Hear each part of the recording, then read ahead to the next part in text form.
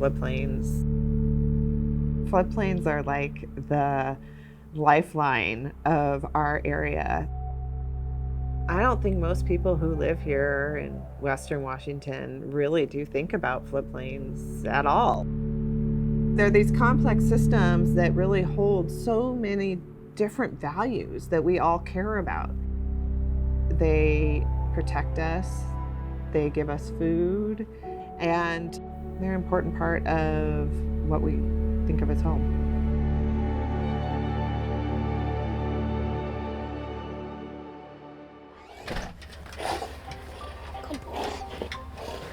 I grew up in the floodplain on a small dairy farm and have a passion that I probably can't explain for the cows. Some of the best soils around are in the floodplain.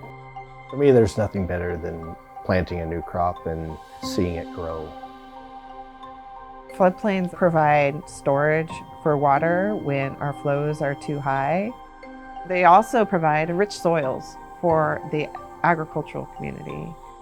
And then they support this really amazing, vital population of salmon.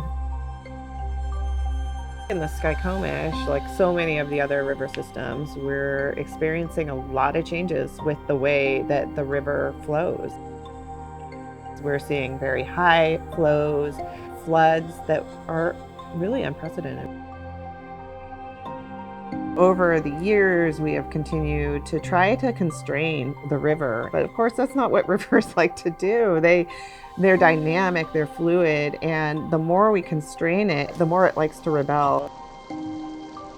So really, we just have to start thinking about how do we allow this floodplain to do what it naturally wants to do, which is to hold those floodwaters while still having those other values that we care about.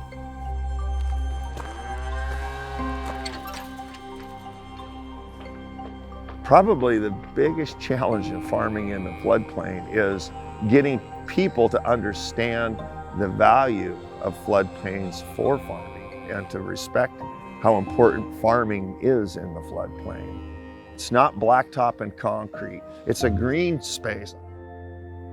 I've been in floods my whole life. We know that they're what we have to have.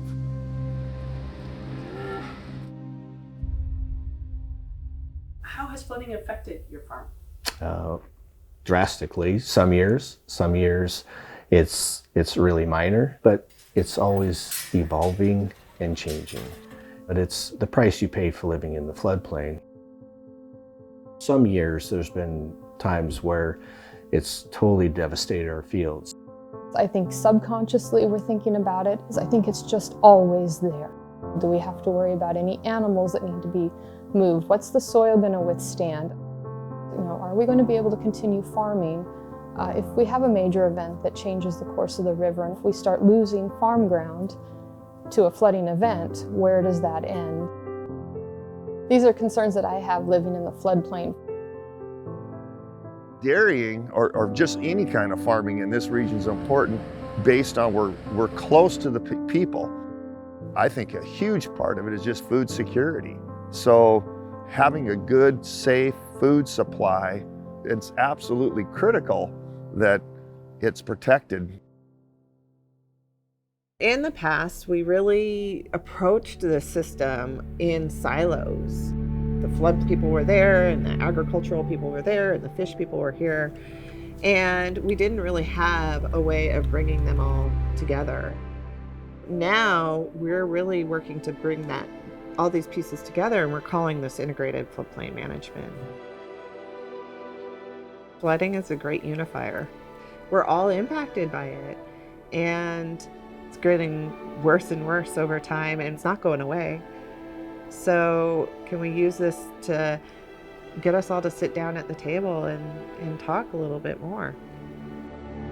I believe that as farmers, we are continuing to modernize and improve our practices and learn and grow.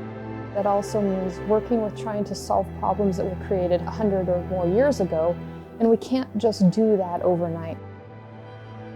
To me, it's about just listening to each other and trying to understand the needs. Once you know the needs, and it makes sense, you can work with each other and you can try help each other, not to beat each other down. I don't think anybody has to lose. Collaboration takes time and effort, and maybe sometimes it works and other times it doesn't. But I really believe it's what we need to do in order to figure out how to address these big changes that are coming our way.